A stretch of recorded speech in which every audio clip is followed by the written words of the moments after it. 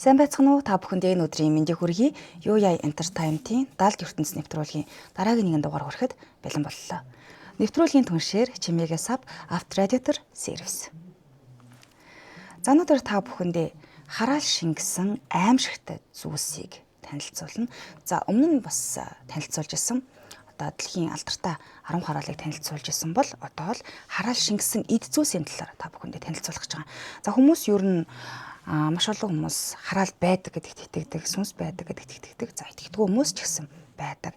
За судлаачид болон зүн бэлэгтэй хүмүүсийн талаар юу гэж ярьдаг юм бэ гэхээр эртний идэл ялангуяа тийм ээ олон жил болсон эртний идэл, гоёл чимэглэл, толь ялангуяа зэрэг нь өмнөх эзнийхээ энергийг өөртөө шингээсэн байдаг, мэдээллийг шингээсэн байдаг учраас дараагийн эцэдтэй очихдоо өмнөх эзнийхээ энергийг шингээгээд за энэ нь бол нөлөөлдөг гэж үздэг байна.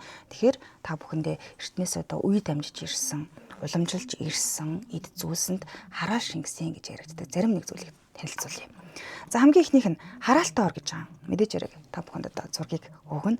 За энэ хараал шингэсэн орны талаар хамгийн сонирхолтой нь олон телевизийн нэвтрүүлгээр цуврал болгон өгүүлсэн байдаг. Бүр телевизийн нэвтрүүлэгт орж байсан. За түүх нь болохоор 1987 оны 2 дугаар сараас эхэлсэн юм лээ. За учир нь энэ орыг болохоор Аалан болон Дэби Тоолма хэмээх хосууд бүр хуучны эд зүйлс зардаг. За ялангуяа одоо бид нар хуучны тавилга зардаг газрууд байдаг шүү дээ, тийм ээ. Тийм удаа юм зардаг, худалдаалдаг дэлгүүрээс бүр маш хямдхан үнээр худалдаж авсан байна. За энэ худалдаж авсан ороо гэртээ авчирж тавьсан эхний шөнөөс нь хачирхалтай зүйлс буюу аимшигтай зүйлс араасаа тохиолж эхэлсэн. Яа тэгэхээр хоёр давхар ор байсан учраас хосуудын хувьд бол хүүхдүүдэд авч өгсөн. За орон дээр дундчилсан хүүхдүүд нь араасаа өвдөж эхэлсэн. Ямар шалтгаангүйгээр оношгүйгээр өвдөж эхэлсэн.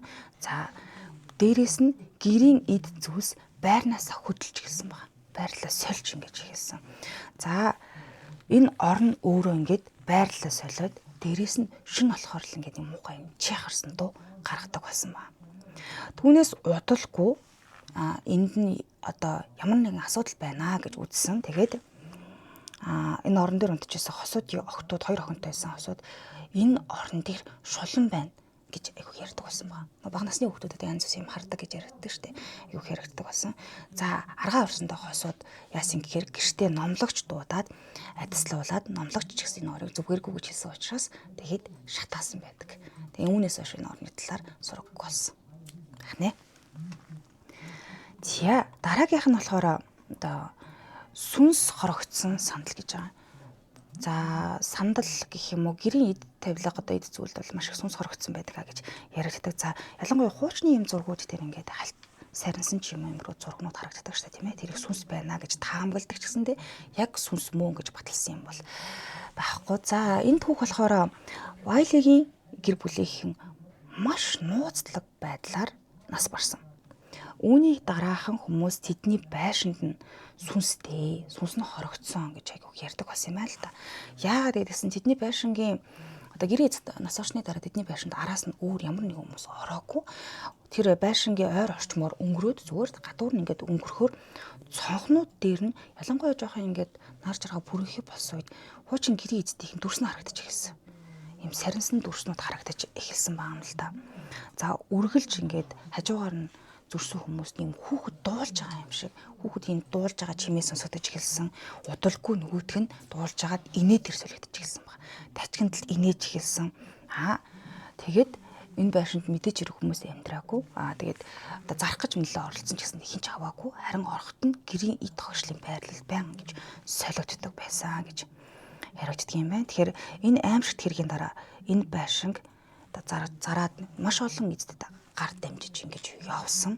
Гэхдээ ерөөсөө орсон айл нь 7 хоногоос хэтэрдэггүй буюу шинэ эздүүдтэй одоо эздүүдээ огт хүлээж авахгүй буюу таалагдахгүй байгаа гэдгээ байнга хэлдэг байсан учраас мөнхийн нүгүүд ингэ явчихдаг байсан маа. Тэгээд хүмүүсийн үүнээс хойш байшинд бол хинч орхоо байсан, ямар ч орхоо байсан. Вайлигийн гэрийнхнийг одоо бүгдээрээ гэр бүлээрээ хордож нас орсон гэж ярьдаг юм байна. Гэхдээ энэ одоо хүртэл эргэлзээтэй байдаг буюу за ялангуяа тэр одоо гэрийн эд хогшил тэр дундаа тэр сандал буюу гэрийн эсний суудаг байсан. Тэр тухтай одоо бууд ийм зөөлөвчтэй сандлууд гэдэг чинь тэр сандал дээр бол байнгын юм харагддаг гэж тэр байшинд нүүж орсон хүмүүс нь ярьж байсан юм байна. Тэгэхээр гэрээ эзэдийн сүнс нь хорогдсон байхаа гэж ярьдаг юм байшин юм байна. За дараагийнх нь түүхэн их сонирхолтой. Энэ болохоор одоо сүнстэй сава модл гэж хэлэх юм да. Одоо нэг юм таяграхгүй мод байгаа юм л да. За энэ модны талаар хамгийн хачирхалтай нь болохоор маш үнэтэй зарагдсан юм билээ.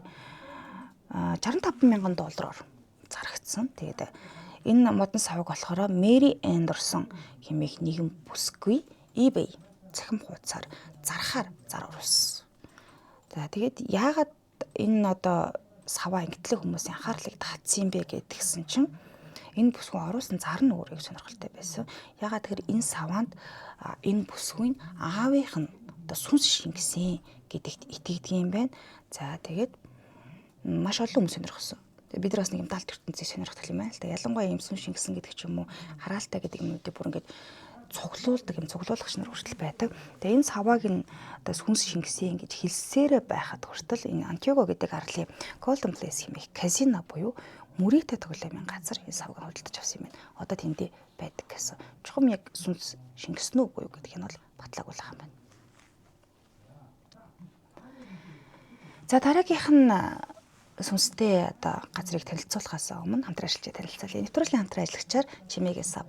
За орчин үед бид нар одоо контент бүтээдэг хүмүүс маш их болсон. Тэгвэл та 30 минут хүртэлх одоо урттай видеог доор нь одоо савтаа ингээд оруулвал таны видео контент илүү хүмүүст бол хүрнэ.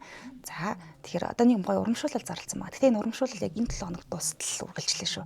Тэгэхээр та 15% хөнгөлтийн эрхийн бичгийг авах боломжтой. Энэ юм хэр юу яа гэсэн промо кодыг өгөөд 15% хөнгөлөлттэй үнээр худалдаж авах боломжтой ах нэ. Маш олон орны хэл дээр одоо сабн гардаг. Дээрээс нь та бусаа монгол бичгээр хүртэл гаргаж болдог гэдгээрээ даваа талтайгаа магадгүй та гэрээсээ бизнес эрхэлдэг, худалдаа намаа хийдэг, за гэрээсээ контент бүтээдэг бол Чимээгээ сабыг бас хэрэглээд нэг үзээрэй. Тэгэхээр юу яа гэдэг промо кодыг ашиглаад 15% хөнгөлөлттэй үнээр энэ 7 хоног дуустал авах бүрэн боломжтой шүү. Баярлалаа. Хамтран ажиллагчдаа. За өнөөдөр та бүхэндээ хараал шингэсэн эд зүйлсийн талаар танилцуулж байна. За дараагийнх нь танилцуулах юм болохоор Бууртан Агнесийн танхимд хургасан сон гэж байгаа. За энэ болохоор 1620 оны үед буюу бүр хатан хааны 1-р Элизабетийн эгч Катрин Гриффит. За Катрин болохоор Английн Бууртан Агнесийн танхимд унтлагын өрөөнд нас урсан. Яг тэндээ нас урсан юм л да. За хачирхалтай нь одоо бүсгүйг нас барсны дараа энэ танхим игэл биш ер нь нэг юм мэдрэмж одоо хүнд өгөх мэдрэмж жоохон эвгүй болж ихсэн л дээ. Нас орсны дараа удалгүйгээр энэ танхим сүнстэй гэж яригдах болсон. Яагаад гэдгсэн за ордны ажилчид ялангуяа тэр ойр хавьд байдаг хүмүүст орой болохоор л тэр эмэгтэй хүний алхах, тажигнтал инээх, дээрээс нь зөөлөн ингэж маш намуухнаар дуулаад холхиод байгаа юм шиг Чимээний дараа араасаа сонсогдох байсан. За үүнээсээ болоод тэр хэсгээр бол одоо ордны тийм ээ ажилчид хүмүүс юу явах дурггүй болоод энэ хэсэгт нь сүнсэн шингэсэн гэж үздэг байна. За дараагийнх нь хараалтай хайрцаг гэж. За энэ магадгүй нэг тийм хүний анхаарал татхааргүй зүгээр л юм одоо хайрцаг буюу манайхны одоо тийм ээ юм хураагаад ингээд хийждэг балкон дээр байдаг ч юм уу харах өрөөнд байдаг нэг юм модон хайрцаг шиг юм ингээл юм хайрцаг байгаа юм л та. Гэтэл энэ нь одоогоос 150 гаруй жилийн өмнө Эко Кули хэмээх нэгэн ир өөрийнхөө өнгөт дайрст боолдоо даалгавар өгсөн байна. Энэ даалгавар нь одоо тийм хачирхалтай ч гэмээр юм нэг юм даалгавар өгсөн. Яасан гэхээр түүний анхны хүүхдэд хайрцаг хийж өгөхийг нь хүссэн байна. За хайрцаг гэдэг нь одоо хүүхдээ хийх гэж байгааг бодоход одоо юу гэдэг юм аа хийх ч юм уу юм хайрцаг хийж өгөхийг хүссэн. За нөгөө боол нь мэдээж иргэснийхээ хүсдэг биелүүлсэн л те хайрцгийг хийгээд өгсөн ч гэсэн те эзнийх нь одоо санаа бодолт нь гэдэг юм уу сэтгэлд нь нийцээгүй учраас энэхүү боолны амь насыг нь хөнөөсөн. За улмаар яг энэ үед нь нөгөө нэг хийцэн байсан модон хайрцаг нь тэр боолынх нь хажууд нь байсан байна л да. Ингээд байсан үед нь хөнөөгдөх үед нь тэр боолын цус нь үсэрсэн тэр хайрцаг руу ингээд үсрээд цацраад ингээд наалцсан байна л да. Тэгээд энэ цагаас хойш тэр хайрцагт нөгөө зар зэрийн сүнс нь хорогдсон гэж үзэх болсон маа. Яа тэр гомдолтойгоор нас орсон. Дээрээс нь цус нь ингээ хурцсан учраас гэж үзэж байгаа. За учир нь энэ Яковын нөгөө түрүүд удаагүй байсан хайрцаг хийж өгөхийг хүсэж байсан хүүхэд нь нас орсон. За түүнээс хойш энэ эзэн ч гэсэн өөрөө бодсон юм л да. Энэ хайрцаг нас болоод энэ удаагийн өнгөтэй тэр хайрцгийг айл дамнуулаад ингэж явуулах болсон. Араас нэг явуулах болсон. Гэтэл энэ авдар буюу нэг юм модон хайрцаг очисон айл болгонд шинээр хүүхэд төрдөг. Харамсалтай нь төрсөн хүүхэд болгоно нь эндэж нас бараад байсан. За 1-2 удаадаа гэхэд одоо тохиолдол ингэж болох ч гэсэн тий хамгийн сонин нь тэр айлд одоо нас хүүхэд нас оронгууд тэр хайрцаг яг л тэнд ингэж байгаад идэг байсан. Тэгэд энэ хайрцаг одоо бол музейд хадгалагдаж байгаа. Америкийн нэгдсэн улсын Кентаки мужийн музейд хадгалж идэх юм байна. Тэгэхээр ямар нэгэн аюул хүнөл учруулахгүйгээр буюу музейд ингэ байгаа. Хэрвээ магадгүй эндээс музейгээс гараад ямар нэгэн айлд очивол тэр айлын хүүхдэд юу тохиолдохыг хэмэтлээ. За дараагийнх нь энэ жишээг үргээ. За хүүхэлдээ. За монголчууд бол бид нар ялангуяа хүүхэлдээ буюу хүн дүрстэй ямар тоглохдоо жоохон зэв үздэг, тийм ээ, дургу үздэг. Ер нь жоохон эвүүцч ингэж үздэг. За дээрэс нь харааш ингэсэн эд зүүс дунд одоо ялангуяа ийм хүн дүрстэй буюу хүүхэлдээ маш ихээр агуулгадж байдаг. Олон ч одоо тохиолдлууд байдаг. Ихэвчлэн одоо бол музейд ингэж хадгалагдаж байгаа.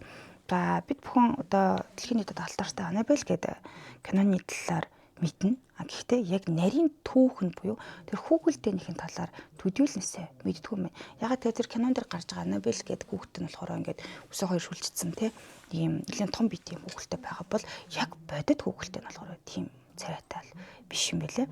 За энэ хүүхэлдэйг бол 1970-аад оны дунд үеэс гэж байгаа юм л да. Доно хэмээх нэгэн бүсгүй хуучин эдлэлийн буюу одоо дандаа эртний эдлэл байдаг одоо хүмүүс авчи тавьчихдаг ч юм уу тий хуучин маа заруулдаг гэдэг ч юм уу ийм газраас охиндоо худалдаж авч өгсөн маа. Ингээд охиндоо ханиулах гээд өгсөн. За охин нь болохоор сувлагчийн сургуульд суралцдаг байсан. Тэгээд яагаад охиндоо энэ хүүхэлтэйг авч өгсөн гэдгсэн чинь охин нь хүүхэлтэй цуглуулах турштай байсан. Тэгээд орон орны янз бүрийн хүүхэлтэй цуглуулдаг байсан маа л да. За Энгийн охин одоо охин нь Энгийн хүүхэлтэйтэй цагийг маш удаан хугацаанд ер нь бол их цагийг өнгөрүүлдэг. Тэгээд түүнтэй ярилцаж гисэн маа. Сүүлд авч өгсөн хүүхэлтэйтэй бүр илүү ойр дотн болоод яг хүнтэй юм ярьж байгаа юм шиг ингэж ярьж суух болсон. За ээж нь ажиглаад л байсан. Гэтэл нөгөө үе тавьсан байсан хүүхэлтэй ингээ байраа өөрчлөх ч юм уу те. Тэгээд дээрээс нь охин ингээ тоглож байгаа зургийн дэвтэр харандаа ингээ тавьсан байвал охины зураагүй байсан зургнууд гарч ирдэг ч юм уу юм сараатсан дүрсүүд гарч ирээд байсан байгаа юм л да. За охин өөрийн шинэ хүүхэлтэйндээ Анабель гэдэг нэрийг өгсөн. Мэдээж хүүхэлтэй болгондоо өөр ингэсэн нэр өгдөг байсан. За түүнээс удалгүй яг нэртэй болсныхаа дараа гэрт хачин жигтэй явдлууд хараасаа тохиолдох болсон байна. Юу болсон бэ гэхээр Дона ч гэсэн сэжиг авч хэлсэн. Мэдээж нас бий төрсэн хүн учраас тийм ээ. Тэгээд за гэрт юмны байрлал солиудна. Дээрээс нь охин нь хий биедтэй харилцаж ярьж хэлсэн гэх мэтчлэн ингэж хэлсэн. За ингээд сэжиг авсан Дона юу хийсэн бэ гэхээр сүнсний ангууч гэж нэрлэгддэг хосууд болох тийм ээ. Лорен Уорн маш хандсан байгаа юм л да. Энэ хүмүүс бол одоо маш олон сүнстэй газруудаар явсан хүмүүс байдаг.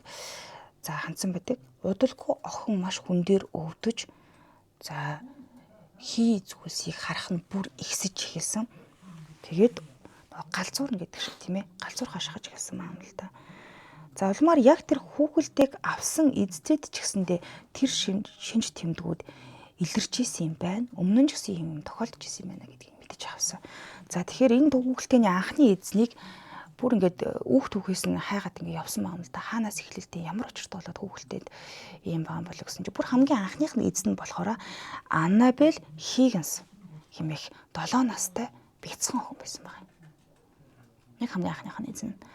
За харамсалтай нь энэ охинд учир битүүл нэгэн зүйл тохиолдсон нь тэгэд цогцыг олсон. Охины цогцыг гэрээс нь олоход яг яаж нас барсан нь тодорхойгүйгээр гэдэг охин нас орсон байсан.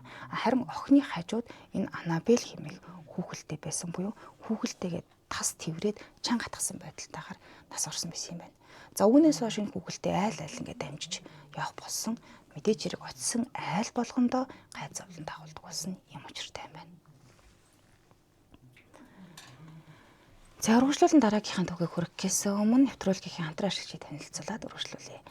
23 жилийн туршлагатай за авторадиатор сервисийг танилцуулъя. Тэгэхээр эднийх бол одоо радиаторын бүх төрлийн худалдаа, тэгээд солих гэх мэтчлэг үйлчлэгийг үзүүлдэг. За хамгийн гоё юм нь юу юм бэ гэхээр Монгол улсад байхгүй тийм ээ. Ховраага радиаторыг таны машинд тааруулаад өөртөө бүр хийж ингэж өгдөг байгаа. За 3 үед амьдсан одоо хүмүүс хийдэг ноу-хау буюу маш туршлагатай юм хамт олон байгаа. Ер нь бол эднийг нэг очсон байхад бол дахиад эднийхээс өөр гажраач зорж очтгүй гэж хүмүүс ярьд юм бэлээ. Тэгээд маш чанартай байдаг. Дээрээс нь авто сэлбэг худалдаа за мөн автомашины пар кондишн сулгаас аваад маш олон төрлийн үйлчлэгийг ингээ үзүүлдэг байгаа.